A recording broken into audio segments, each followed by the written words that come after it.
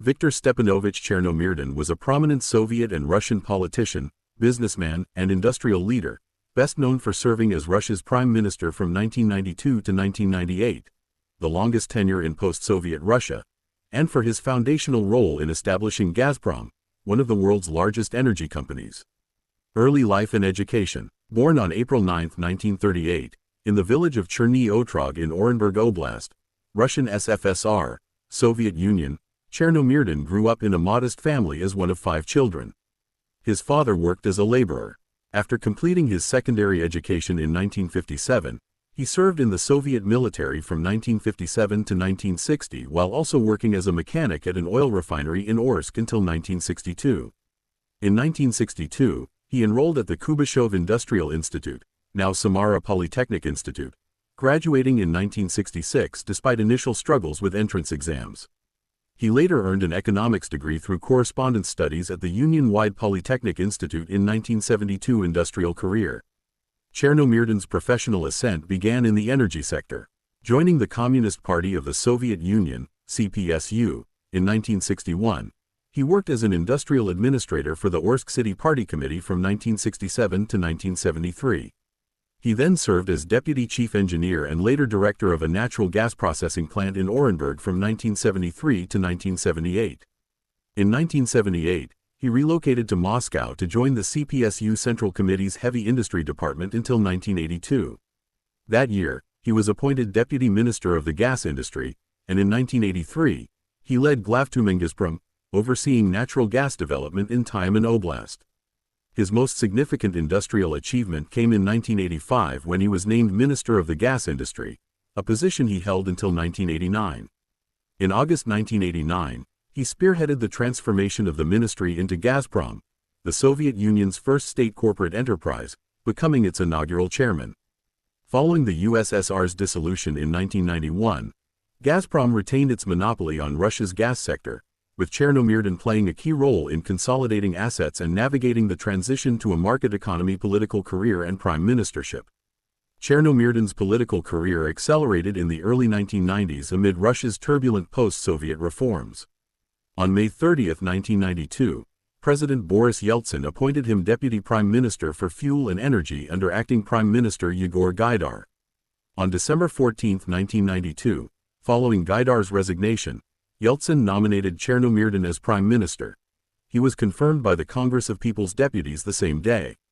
As Prime Minister, 1992-1998, Chernomyrdin oversaw economic liberalization, privatization, and stabilization efforts, continuing many of Gaidar's reforms despite initial opposition from hardliners. Key highlights and events include co-chairing the U.S.-Russia Joint Commission on Economic and Technological Cooperation, known as the Gore-Chernomyrdin Commission, with U.S. Vice President Al Gore from 1993, fostering bilateral agreements on space exploration, including U.S. involvement in the Mir Space Station and the International Space Station. Founding the centrist political party Our Home, Russia in April 1995, which secured 10% of the vote and 55 seats in the December 1995 Duma elections. Issuing a 1995 decree establishing Russia's national strategy for tiger conservation. Playing a pivotal role in resolving the 1995 Budyonnovsk hospital hostage crisis by negotiating directly with Chechen rebel leader Shamil Basayev, leading to a temporary ceasefire and negotiations in the First Chechen War. Briefly serving as acting president for 23 hours on November 5–6, 1996, during Yeltsin's heart surgery.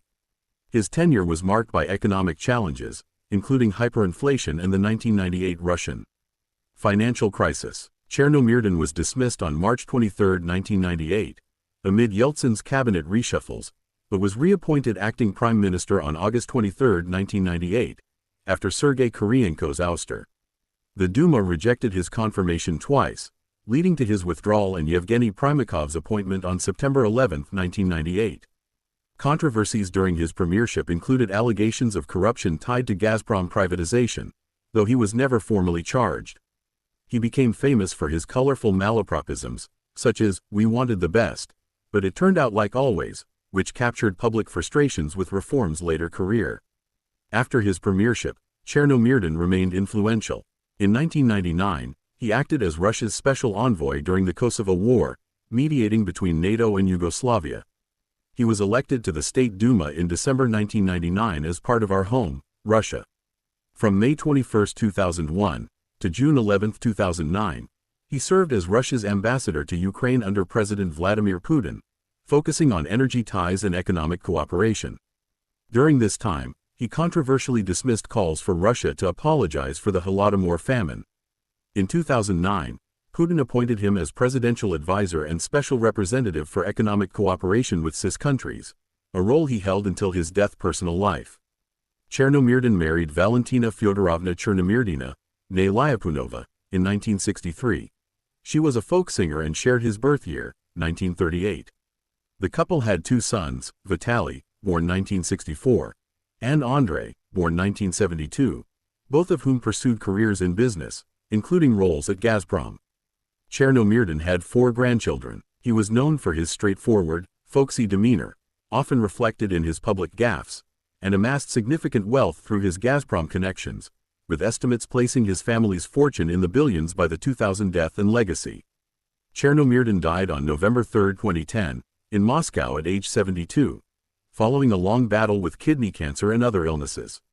He was buried at Novodevichy Cemetery in Moscow, a site reserved for notable Russian figures.